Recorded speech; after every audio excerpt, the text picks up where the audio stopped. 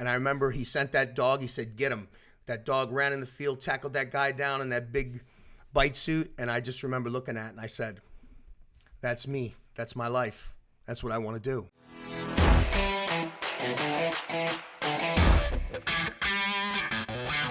Hey, this is Matt Cox, and I am here with Robert Farlow, and he is a former, Retired military porn star, yeah. Former CO at was it just Coleman? Coleman, yes, okay. Just Coleman. At Coleman, and basically he's got a story. He's got an interesting story, and we're gonna go ahead and go through it. So check this out. I know you've been interviewed a bunch of times. Yeah, sure. But I just basically it's like to me it's like start at the beginning. Like where were you born? Problem. Like first of all, I want to thank you for having me. Sure. And I'm watching your show. I really like it. And I really wish you the best, man. And like I said, I know that you're an intelligent guy, and I know you're going to put your energy into good things, and I know you're going to be successful again. Wow. Most definitely. I'm your biggest cheerleader. Okay, just like all the guys that get out, that I'm their biggest cheerleader. I don't want to see anybody go in there, but there are people that do belong in there, and we talked about that. Right. But like John Boziak. Yeah. He had told me about you. Really? I had heard about you prior to that, where I think it was Josh that mentioned it, but also Tyler, my Boziak and I's like our booking agent. Yeah. He mentioned you. Okay. And I think I had two people in the comments, and I had a guy couple days ago mentioned you, and I went back and I said, bro, I'm interviewing him like in 2 days or on Wednesday. Cool. So it's funny because it's like all of a sudden it just within probably a month, multiple people just got bombarded. Well, like, it was meant to be, check Matt. this guy out. You got to check this guy out. You got to check this. It was meant to be then. So where were you born? I was born in Philadelphia. I'm originally from South Philadelphia. When I was a young man, my father committed murder. He was in the underworld. He was a bag man for organized crime. He dealt drugs. He pimped women. He was a gambler, ran gambling, illegal gambling, underground gambling.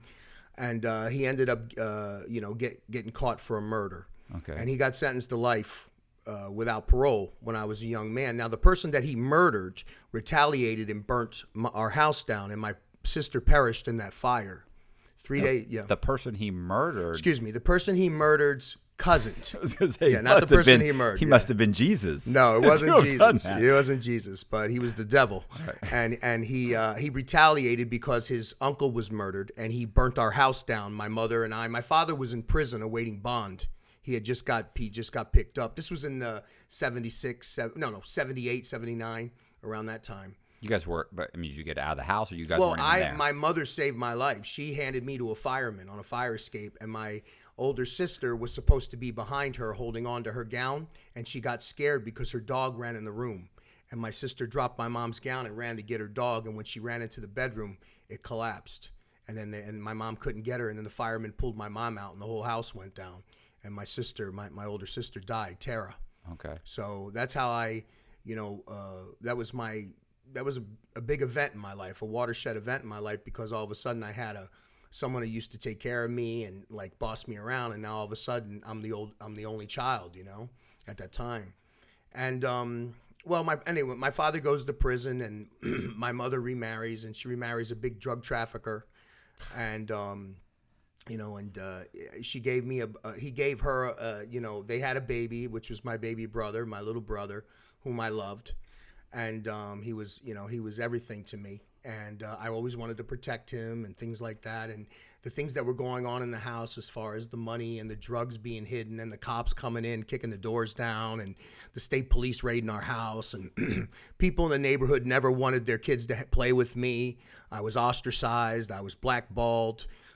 People would call me, your father's a jailbird. In school, I was embarrassed. I was humiliated. And kids are dicks. Oh yeah, yes, they could be mean. And I just remember telling myself, my father and my stepfather were always teaching me about how to how to steal something, how to stay away from the cops, how to carry a baseball bat with you with a glove just in case you get in a problem. You could hit somebody with the bat, but if a cop stops you, you could say, hey, I'm on my way to playing softball.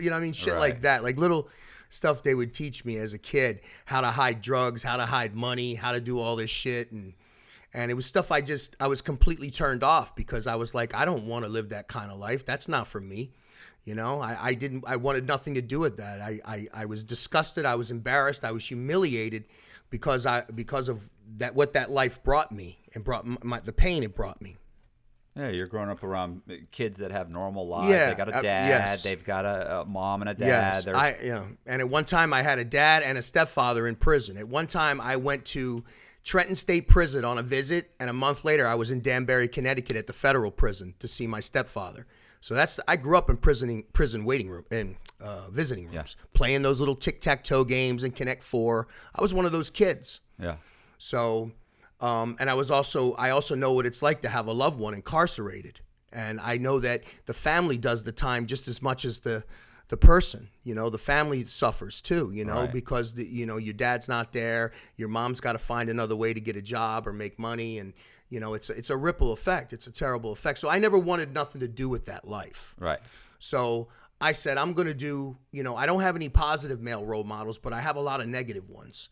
So I'm going to learn from them. See, they're going to, everything that they do, I'm going to do the opposite. I just figured out this formula. It wasn't like Einstein E equals 2m² or whatever. Yeah. It was my little theory of relativity. I'm like, well, I'm just going to do the opposite of these guys, and I'm going to do something, respectful and honorable. So I joined the military as a young man, and when I got in the military, Which branch? Navy. I joined the Navy, and I loved it. I finally got an opportunity. My whole life I was told, you're going to be like your dad. You're going to end up in prison, and then I would start acting out that way in school and things like that. I'd gotten arrested as a juvenile, disorderly conduct, shoplifting, and people would just tell me, you're just going to end up like your dad. And I believed it for a while. And when I joined the Navy, that was the first time I went in the Navy, and I loved it. I loved the structure. I loved, the whole idea of, honor, courage, and commitment, all the core values they preached down. And it was something I wanted to be. It was something I aspired to be. I would watch TV and watch the movies, and I would say, wow, I really want to do that one day. So I did it. And while I was there, lo and behold, they said, I picked a job, and they said, you'd be a great military police officer. And I'm like, wow, that's pretty crazy.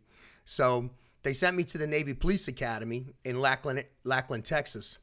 And when I got in the police academy, when they were showing us how to search people, and they would bring in like actors from like the local dinner theater to come in and play criminals, right? And they would have them come in, and they would hide drugs in a house, like a crime scene scenario, and you'd have to respond like a domestic, and it would turn into a domestic to a drug possession to something, and you had to, they were grading us.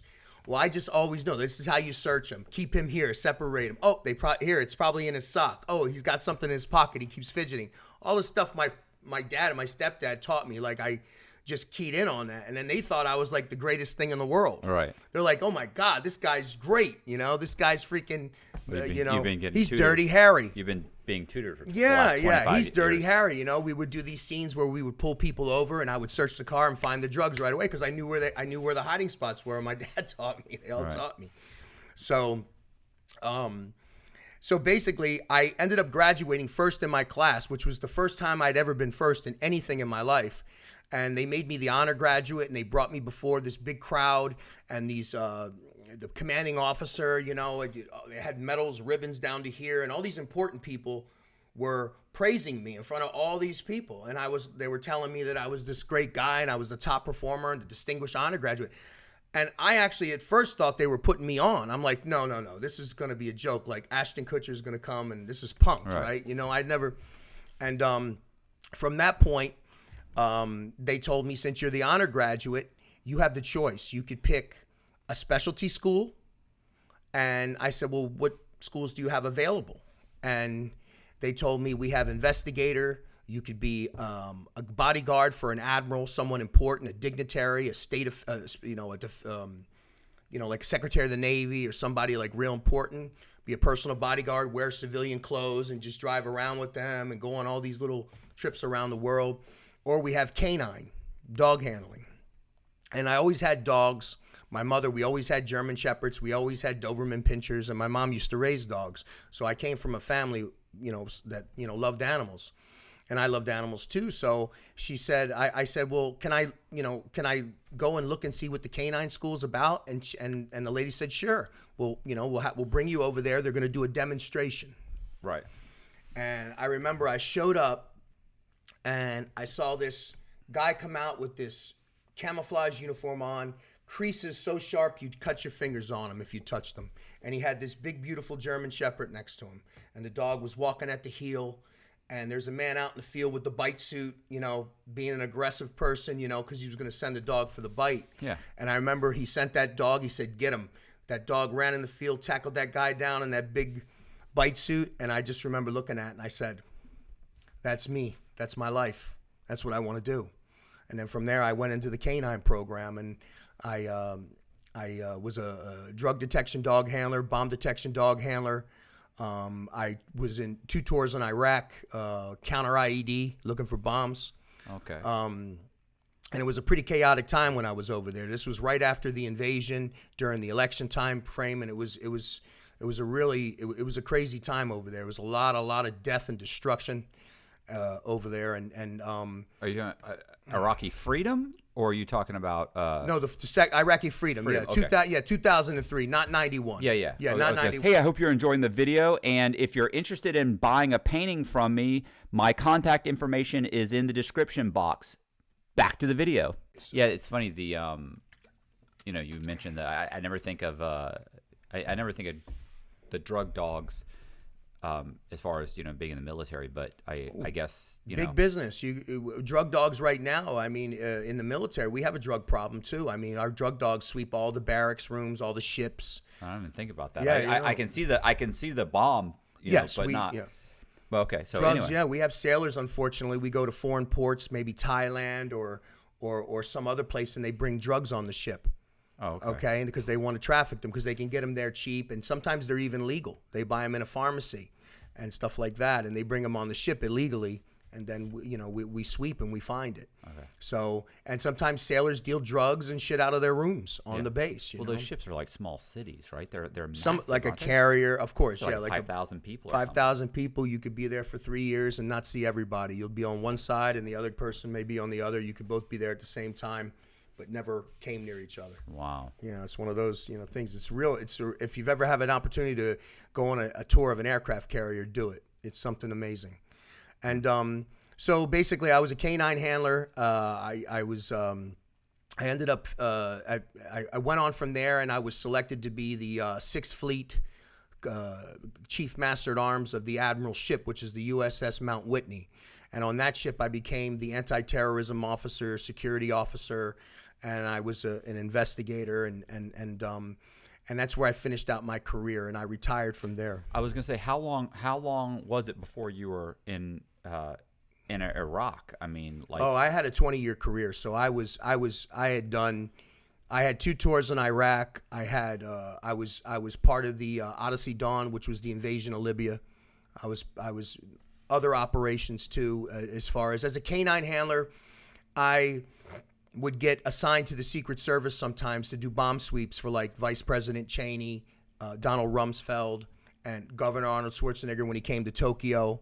I lived in Europe for 5 years. I lived in Asia for 3 years. I lived in the Middle East for 2 years. I lived in the West Coast. I lived, I got an opportunity to travel the world. I've circled the globe, right. Several times. So it was a great experience, being in the Navy. When did you retire? 2012. Okay. And when I retired, I was looking for a new career. How old were you then? 38. 38. How old are you now? 47. Okay. Yeah, 47.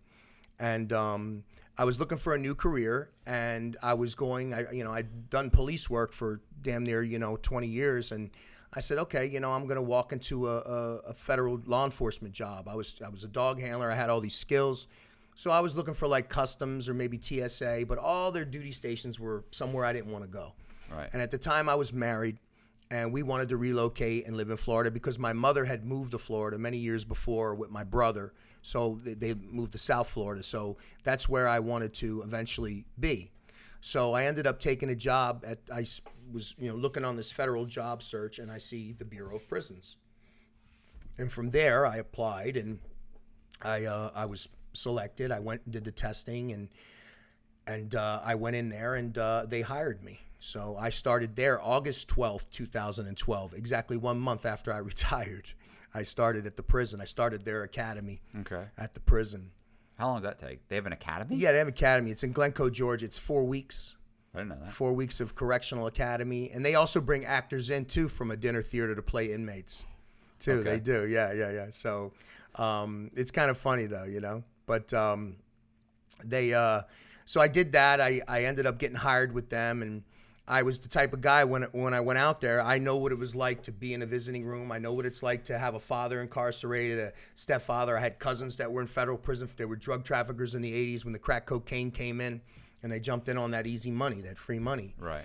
And they all paid dearly for it, and their families paid too dearly for it. And, you know, these mandatory minimums came in and just started wiping people out, you know. Yeah. I had a cousin that got 15 years on a first offense for trafficking because he wouldn't talk. Matt, he wouldn't give up anybody. Well, that was a mistake. I had to cut everybody's throat. Well, his wife, my cousin, she would say, you know, she would agree with you, but he was one of those guys from Philly that just felt, you know, I'm not talking, and they hit him with it, you know, and everyone else talked on him though. Everybody else sung like canaries on him, you know, and the same guys that you're going to prison for turn on you immediately. Exactly. So he was a stand-up guy, and I give him a lot of respect for that because, you know, he really paid the price, and he did all his time. He got home, and she waited for him, and they're still happily married. That's nuts. See, Yes. That's the part that never happened. Yes, You know, they're still happily married. the only guys She I waited. know that happens with is if it's short time, couple years, or if they've got a bunch of money. Like I know There was multi-millionaires. neither. Yeah, exactly. The That's what I'm government saying. took every penny. That almost never happens. They took every penny. They seized my cousin's house. They took everything. Took every fucking thing because he wouldn't cooperate. So I kind of knew how the system was working. So I also have empathy because I you know, when I got to the prison and I actually saw firsthand when I started reading PSIs and things and seeing that some of these guys got 50 years, never touched a gun. No one got so much as a bloody nose in the indictment, and they're getting hit with all this time for drugs, you know. But then you got a pedophile that comes in, does his 3 or 4 years at the low, walks out, and this guy that's got 30 years for crack's got to watch this son of a bitch come in and out of the prison. It's so fucked up. It's, you know, can I say that word? Yeah. Good. I'm gonna say it. Fucked up. It's fucked up. And so I just remember when I got hired, we had an indoctrination at the training center. You go there, you stand up, you introduce yourself to everybody. And I just remember I stood up the first day and I said, "Hi, my name is Rob Farlow. I was in the Navy, and if you do something wrong in front of me, I will report you." And I told everybody that from day one because I will. Right. Because, you know, if you do something wrong, I'll write you up too. But if an officer does something wrong, I'm going to report them too. You know, it works both ways because you can't call these guys dirtbags if you're doing bad shit and falsifying documents and you know, assaulting people, excessive force, or planning contraband in their fucking cells and shit. Right. You know, so I just put everyone on notice that, you know, people called me a rat, whatever. I don't give a shit. I knew from that point going forward, anybody that worked with me would be somebody that was cool with that. You know what I mean? So if you didn't want to work with me, that's for you. Yeah. You know, I don't care. I don't want to work with you anyway. Yeah. Listen, I'm not. You're not there to make friends. Not there to make friends. No, I'm not there. I'm there to give you what you got coming, and go home. All right. You know what I'm saying? That's it. You know, I'm not there to be petty, to violate anyone's rights, to mess up anybody's locker or cell. And that kind of stuff makes me sick to my stomach. And I didn't tolerate that. And people that worked with me knew that. Well, so which Pen 1. prisons you were predominantly in? Yeah, Pen I was 1? assigned to USP 1, which was the max pen there. But the thing about Coleman is, the good thing is, they have 2 pens. You got Pen 1. You got Pen 2, which is called like a drop pen, more of a senior citizen pen. Like if you get really old at Pen 1, and you can go there.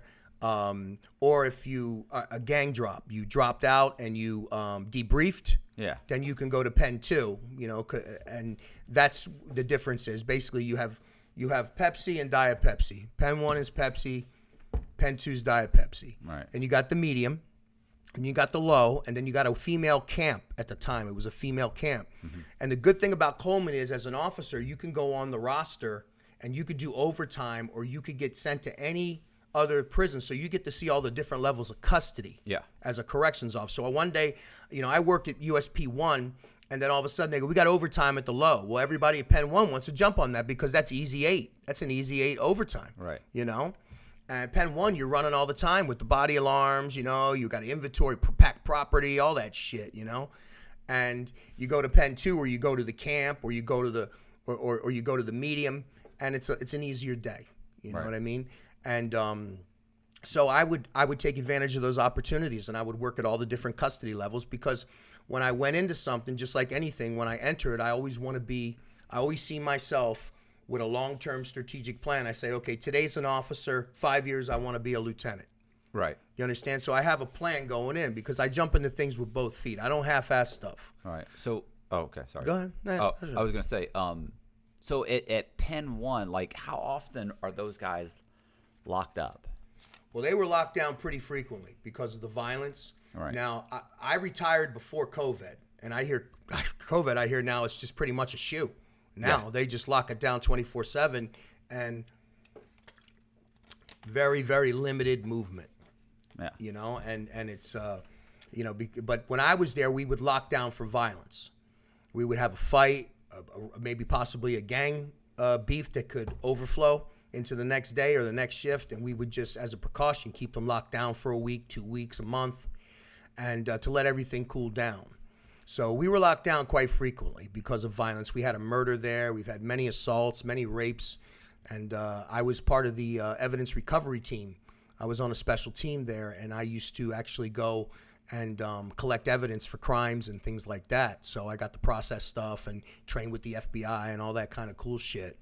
Yeah, I don't know if obviously you weren't there if you were there in 2012. When I was in the medium, I remember they had like 6 guys got stabbed, a couple people got shot. We could hear the helicopters, and they locked us down. That was in the medium then. Yeah. What was funny about that was there was a newspaper article that came out, and it said that the Coleman complex, like, there were several people that were like life flighted to the hospital. Yeah. There were several shootings. There was 6 people got hurt, an officer. So they go on, and then they put that the complex holds such notorious criminals as, and Matthew Cox. Yeah, no. one of them was Matthew Cox. So it said Conrad Black, yes. who was at the low. Yes. Me, yes. I was at the medium. Like, everybody they named, none of them were in that riot, like in the pen. Yeah, we're in the pen. But if you read it, it seems, I'm like, it looks like I was in the pen, in the riot. I mean, practically puts me in the riot, which was hilarious. Cause, the media loves to spin their tails. The closest I got was hearing the helicopters, some gunshots, and them screaming, lockdown. Yeah. We were locked down for like 3 days. It was, coming from an environment, a combat environment, where, you're constantly on guard and your situational awareness is always high, you're heightened alert. Working at the pen, it was like pretty easy for me to transition because I was used to that, working in a high stressful environment. Right. In the military, whether it's finding bombs or investigating crimes or things like that, or planning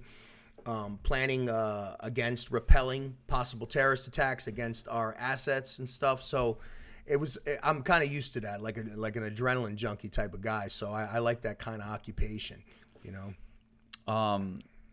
So, hey, okay, Whitey Bulger, right? Yeah, Whitey. Where was he? He was at Penn 2. I saw him a couple times when I would do overtime with him.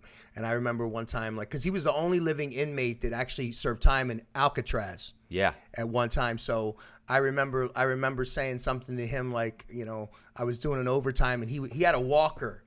He would go with this walker. And I remember saying something to him, and I was like, Mr. Bulger, I said to him, you're a pretty popular guy. And he was like, yeah, that's my problem. Like, that's my problem, kid. Like, muttered it under his breath. And I remember he said something along the lines like, one of the counselors said to him, he was complaining about something, and she said, I guess you don't like the accommodations here. And he said, no, I was better in Alcatraz. I wish I could go back there, or something like that. He made some kind of off the thing, but they transferred him to Hazleton, and he was dead within 6 or 7 hours. Right? Was it Hazleton? Lee County, I think it was. I don't know. I do know one of them. I forget. I think it was Hazleton, maybe, or I know they killed him. Killed him immediately. within 6 hours of getting off the bus. You know, that guy should have been in segregation. There's no way. That was he should have been in the medium. Absolutely. He's an old man. Absolutely, He's not, absolutely. I remember I was sitting on dry cell. You know what dry cell is? If someone was suspected of ingesting contraband in a visiting room, you have to keep them in an isolation cell, and they have to have 3 successful bowel movements. Okay. And you have to watch it. So right. you talk about a shitty day. Yeah. It's a shitty day. Yeah. And I remember I had an inmate on dry cell, and I don't know, some guys get angry with the term inmate, prisoner. I don't know, you know, some guys are sensitive about that, but I'm a convict. Yeah, I bro. just say prisoner, inmate at the time, because that's what it was at the time. You're still a human being, but at the time you were classified as an inmate, but a human being, but an inmate. But and he was in the shoe with Whitey the night before he transferred, and he told me that Whitey told him, he said, "Yeah, I'm going to this place, and yeah, I'm gonna die there." I remember him telling me that like 5 days after. I was sitting on this guy watching him, and he told me he was in the shoe with him, and Whitey told him, "Yeah, they're gonna kill me. I'm not gonna make it." You know, so it was kind of, I don't know. I think somebody orchestrated that. I don't get conspiracy theory, but you know, that was like a rookie mistake for the shift lieutenant to not recognize this guy and know that he had separatists and things like that. I mean, they usually know that before you get off the bus. That was just, I don't know. That just didn't smell right to me. Hey, I hope you're enjoying the video. Wanted to let you guys know one of the ways I pay for all of this is through Patreon subscriptions. So if you join my Patreon at the top tier, you get a different painting every single month. The contact information for Patreon is in the description box. Back to the video. Well, yeah, I mean, we were talking about this, like the custody, or not the custody level, but the actual security around, let's say, like the pens and the medium. And you know, look, I was in the medium. I mean, I've gone to the pen. I was in the pen for 24 hours. Okay. I was there in the shoe. You got your street cred then, I guess. Listen, in the shoe, and the whole time they were walking me in there because I had to go to the shoe. Oh, I'm sure they were. Listen, I was like, "Hey, bro." To the CEO, I was like, "Oh, you can't put me in with one of these guys. I mean, these guys have tattoos on their eyeballs and they're fucking." And I'm like, and he's like, "No, Cox, it's okay. Yeah, you're going. Don't worry, you're gonna. We know better." Yeah. And they were so cool. Like they put me in a room. They go, "Look, Cox, I got you some books. Yeah. I got this. I got that." I remember he said, "You're a medium prisoner," and we know that. At that time, I was a low. Okay, well, they know that, and they don't want nothing. I mean, they don't want nothing bad to happen. If they put you in with a pen guy, that's a big no-no. Oh, exactly. Those guys, when you're walking in the shoe, you could see the rec yard. Man, they look like caged fucking animals, and I don't mean just because of the cages. They're the tension, and they're tatted up, and they just look like they were bottled energy. And I remember thinking, "Oh, hell no. Yeah. You can't put me in." And they were like, no, don't worry. And, you know, I was there 24 hours. Next day, they called me out. They said, "Hey, Cox, shouldn't have been locked up. We're bringing you back. Yeah. Give me about an hour." Because they didn't have a shoe. Well, you were going to the medium. What was the shoe full in the medium? Yeah. What's so funny is the one guy that I went with, he went to the medium. And that was it. They were like, full. And then they brought me to the pen, and I was like, this is fucked up. Yeah.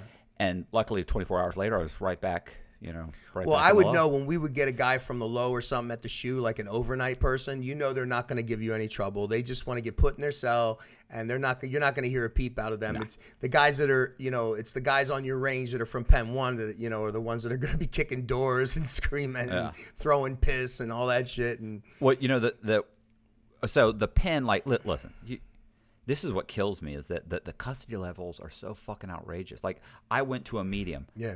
First of all, you got I had over 20 years. Yeah. You're an escape risk. Are you out of the pen? I mean, out of the medium? Like, you're not getting out of the pen. Nobody's getting out of the escape risk because of the time, or did you have an attempt? Time. If you had over 20 years, you had to go to the medium. Okay. Under 20, you could go to the low. Under 10, you can go to a camp. But as soon as I got to the medium, my counselor was like, "Yeah, you shouldn't be here." Yeah. I'm glad you had a counselor that had some brains that actually recognized that, because some people would just throw you out there and say, fend for yourself. Yeah, well, I mean, she did. I mean, what'd she do? All she did was say, "You really shouldn't be here, but you're here." Oh, she didn't? Okay. Oh, she did. They didn't move me. No, I stayed there. Can I ask you her name?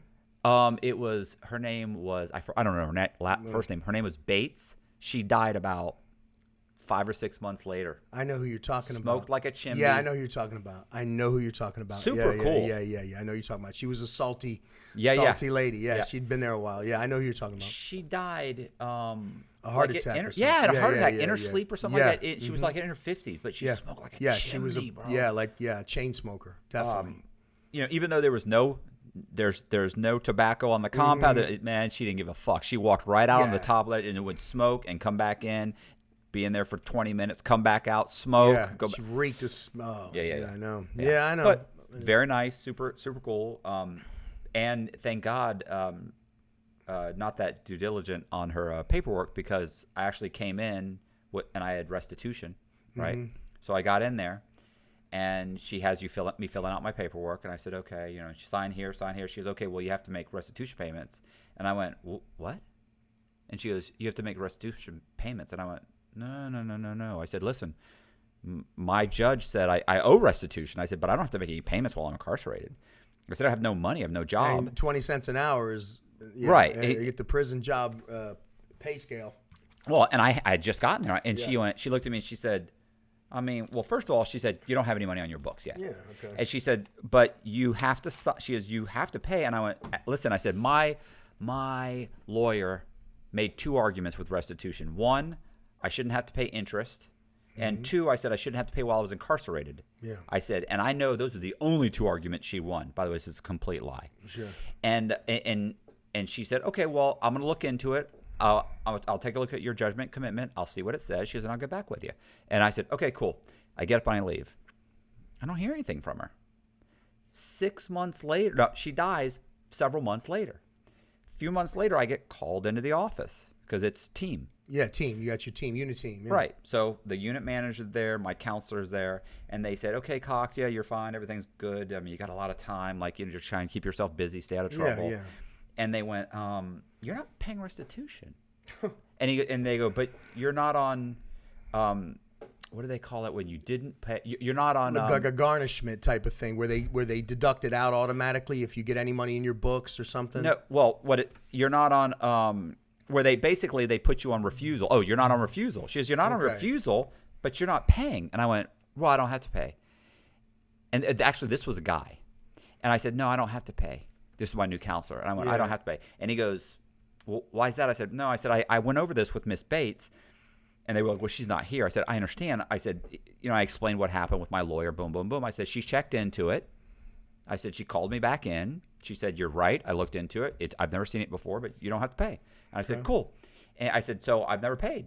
And he went, I said, you can check. Look in my file. And the file's there. It's this thick. And I go, look at my file. And he goes, yeah. He said, I'll check. I'll let you know. I said, okay, cool. I get up and I leave. 6 months later, I have another counselor now. Yeah, boy, you're nailing it right on the head how it works in there, huh? Listen, so this time, they go, you're not on FRP refusal. That's what they call it. Yeah. You're not on FRP. You're triggering me right now with all this lingo you're saying, but go ahead. He goes, you're not on FRP refusal. And I went, right. And I said, yeah, I know. He said, but you're not paying. And I went, no. I said, listen. I said, I went over this with Miss Bates. I went over this with Mr. Johnson or whatever that guy's name was. I said, and I explained it all again. And I said, you can look. I said, they both checked it out. And he goes, no. He said, I'll check it out. He's out, and the unit manager's there, and he's like, yeah. He goes, we'll let you know. I said, okay, cool. I get up and leave. That guy, for like the next 2 years, I think he was my counselor. Then I had another counselor, which was like Miss Brown or somebody. Miss Brown, yeah, sure. And then went through the same thing with her. I go to the low.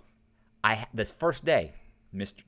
Smith. Mr. Smith, yeah, Mr. Smith. Mr. Smith. And he was like, I remember listen, I liked him, but he was a dick to me. He'd been around a long time, Mr. Smith. Right? Here's what he said. I remember he said to me, he looked at it and he goes, Jesus Christ, Cox. He goes, you got 26 years. He goes, your nuts are going to be hanging down by your knees when you get out. Oh, my God. And I just thought, oh my God, horrible. And he goes, well, what's up with this with your FRP? And I said, bro, I don't have to pay FRP. So I tell him the same thing. Then I go to Miss Jenkins. About a week later, I'm in Miss Jenkins. Yeah. God, she was something else. So I go to Miss Jenkins. And she goes, what's up with your FRP? You're not paying. And he happens to walk in. I said, Mr. Smith just asked me the same thing. I said, he checked out my file. I said, I don't have to pay. And now that's not what happened at all. I just told him the story, and Yeah. he goes, yeah. He said it's weird, but he's never paid. He's never had to pay. He said if several people have looked into it, he didn't have to pay. And she goes, oh, okay. I go, can you make a notation or something? 'Cause Yeah, I said, in you the guys keep computer, saying yeah. this, and she goes, I'll put in a note. I said, okay. She didn't do it. Yeah, I doubt she did it. Yeah. Listen, I never was asked about it again. I went 12, almost 13 years until I went to RDAP. And in RDAP, they caught it. Okay. When it goes to Grand Prairie, that's when they caught it. Yeah. But yeah. So anyway, I just thought that was comical. I got you. So I did 3 years in the medium, but honestly, like, so the pen, I mean, you know how it's set up. Like, nobody's getting out of there. No. The medium, nobody's getting out of there. Shit, we run to get out of there after a shift so we don't get mandated, you know, because a lot of times you get off and you got no relief, and they go, you're mandated. You got to stay, you know. So now you're what do you doing a mandate. In other words, I finished my 8 hours. Right. And no relief shows up. Someone banged in, called in sick. Okay.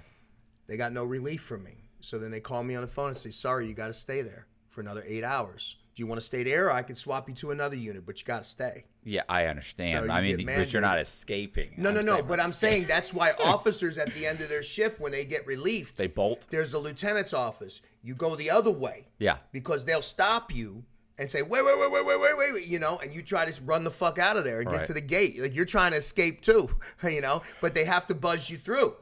You know that through the Sally ports. So they'll tell the control officer to keep the door locked and not let you out. So they're locking you in too. Yeah, it's the security is outrageous. Sure. It's outrageous. Well, it's gotta be. Even in It's the low. You're we mentioned it before. Like, you're not. It's too late. It's the what? There's motion sensitive. Yeah, everything. Yeah. There's 4 layers of concertina wire, Mm-hmm. 2 fences, and a patrol guard that drives around. Yeah. I mean, it's insane. And that's just what you know. Yeah. Yeah. Yeah. There's just no way. Yeah. There's more. Oh, I'm sure. Yeah. Maybe. I can't divulge, No, but I there's understand. more. It doesn't You're not matter. getting out of I'm there. not getting over the fence. No. Mm-mm. Yeah, it's No. it's bad. No. Matter of fact, there was one guy that actually escaped while I would not at Coleman, but another pen. I think it was in Texas, and he got over the electrical fence, and they were so puzzled how he did. Now they caught him right away, but he got over the electrical fence. They were so puzzled how he did it that they actually told him, if you show us how you did it, instead of the 5 years or whatever on the escape, we'll give you like 18 months. All right. But you got to give it. And he did a video and demoed it. Nice. And he used he stole plastic things from wreck, and he put them on the barbed wire, so it didn't on the electrical, so it didn't. And he put his foot there, and then he had put his hand there, and he was like just doing that to get over the fence, so he couldn't get shocked. He showed him in a video how he defeated it. Man. So it was kind of like, show us how you did it, and we'll so you don't get hit with the whole thing, but. He did. So he was telling him how he defeated the fence, because we were like, how the hell did he get over there? So, and then of course they make recommendations and fix the things and stuff like that, But yeah, we have 24-hour electrical security fences. We have a very high-tech system. Nobody's getting out of there.